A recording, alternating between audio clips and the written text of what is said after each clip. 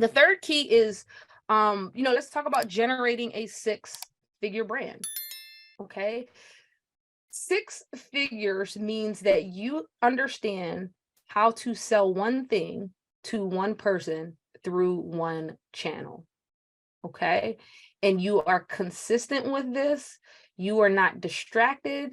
You are not giving up because it doesn't work after 6 months. You are selling one thing to one person through one channel. Okay. Jeff Bezos started Amazon. He didn't just give up on, sorry, I was selling books. He didn't just give up 6 months in because nobody was buying the books, right? One thing to one person through one channel, and you can have a 6-figure brand. So let's think about Power Your Research. It's one avatar, people with advanced degrees. And now I niche down on that, people who are tenured, but the program really is for anybody with advanced degrees. But when it comes to marketing, the more you can niche down, the more you can make sales, because you're speaking to a specific type of person. They feel like the thing is for them. If somebody feels like the thing is for everybody, they don't feel special, right? And so that helps with understanding the psychographics of the people that you're trying to reach. So when I talk on my platform to tenured professors, I'm not talking to them about buying Power Your Research. I'm talking to them about the psychographics of what they're dealing with. Are you a faculty member and you feel unfulfilled? Are you a faculty member and you want to make more money and you're thinking about going the administration route because you know that you can't make more money as a faculty member because there's a pay, right? Those are psychographics, right? Those are not even demographic things. So when you know that one avatar, and really it's multiple avatars because tenure professors could be white, black, brown, whatever. But when you know that specific niche, you can speak to the psychographics and you can help people on a grander scale. So sell one thing, right? What is the thing that you want to sell? Can you teach people how to write a book from A to Z in 90 days? Right? That's one specific thing. You are showing a transformation, how you can take someone from point A to point B. One channel is important, okay? Because there are a lot of social media platforms, and sometimes we feel like we need to be on all of them. And I know Jennifer is going to speak to this too, but you do not need to be on all of them. Start by mastering one, okay? It actually does more harm to be on one platform and be doing it horribly than to not be on it at all, okay? Because if you're on a platform that you're not being consistent around and somebody goes to that platform, it's going to look like you're not doing anything. It's going to look like you're not relevant and staying up to date. So for me, I started on Twitter. Okay, I started on Twitter because I'm a writer. I'm actually, before, I didn't really like talking to a camera. I thought it was weird. I didn't know how to do it. It kind of just freaked me out a little bit. So I started on Twitter because that was natural for me, and my audience was on Twitter as well. Start with the platform that feels good to you, that you like, right? And you can create a sales funnel through these channels. So for me, my channel is LinkedIn for Power Your Research. I'm not on Instagram, on my Instagram page, talking about Power Your Research. If you go to Dr. Sheena Howard, I'm giving all writing advice. That is the platform for my creatives. So for Power Your Research, I'm selling one thing, right? It's the Power Your Research program. I'm not doing like one-off coaching calls. People ask me all the time, well, can you just do 3 coaching calls with me? No, is the program or not the program, right? Right? Can you just, right? All of those things are distractions. So sell one thing to one person, one channel, and be consistent. And you can monetize that thing to 6 figures. And you just need one really good sales funnel. And we'll talk about a little bit more about sales funnels in a second. But same thing over on Instagram for me, because my Instagram is for my creatives, for my creative writers, for my comic book people.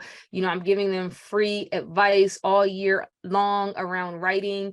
And Instagram is its own separate sales funnel for me. So I have an Excel spreadsheet with people that have bought from me and people that talk about me in public. So the people that buy from you and talk about you are called true fans.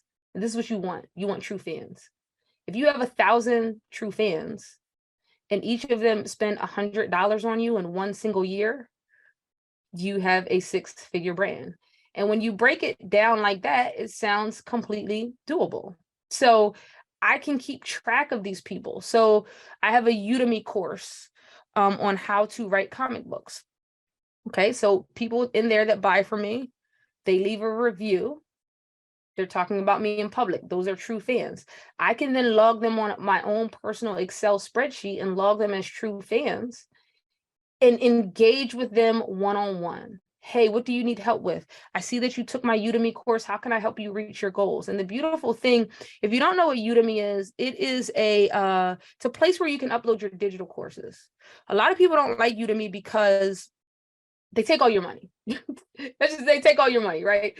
So like I sell like 50 courses a month on Udemy and I get like a $250 check. And some of you might be like, well, why don't you just sell that same course for $100? Well, here's the thing. If you're short-sighted, you will be mad at Udemy. But if you understand the power of engaging with the people that are in that course, you can create lifetime customers.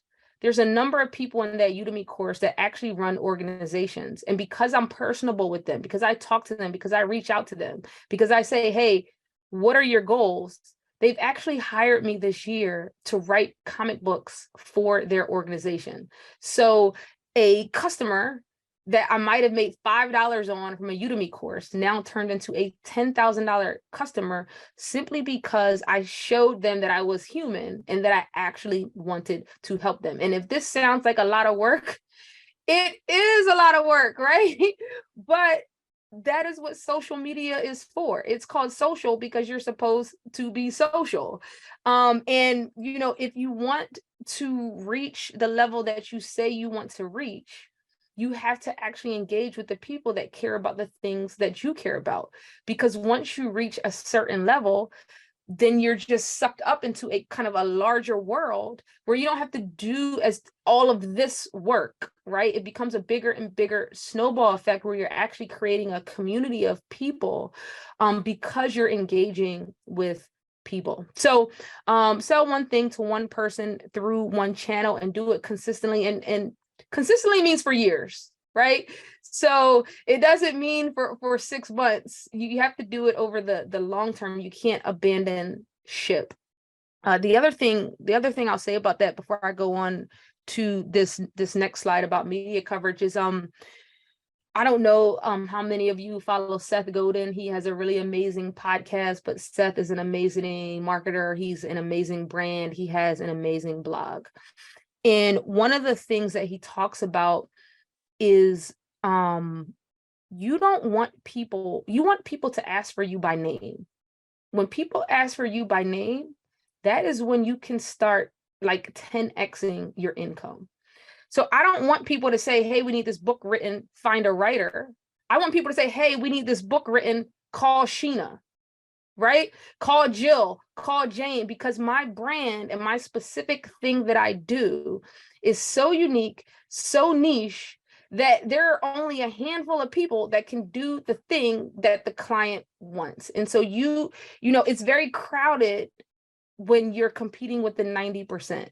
But when you're at the top 10%, it's not crowded at all. You are on a list of 5, right? Or you could potentially be on a list of 1. So for example, you know, my PhD is on Black comics. Like I did a PhD on Black comic strips, okay?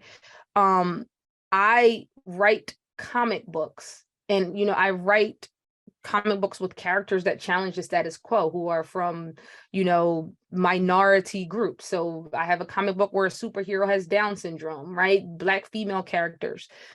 I have a very specific niche. So if someone needs someone who has a PhD, who writes comic books and actually did a dissertation on comic books, that list is very short in the entire country, right? Because yeah, there are PhDs who do comic scholarship, but they've never written for Marvel or DC. Yeah, there are people that write comic books, but they don't have a PhD and they did, right? So you can build on your skills by focusing on a very specific area and getting to a place where people are asking for you by name.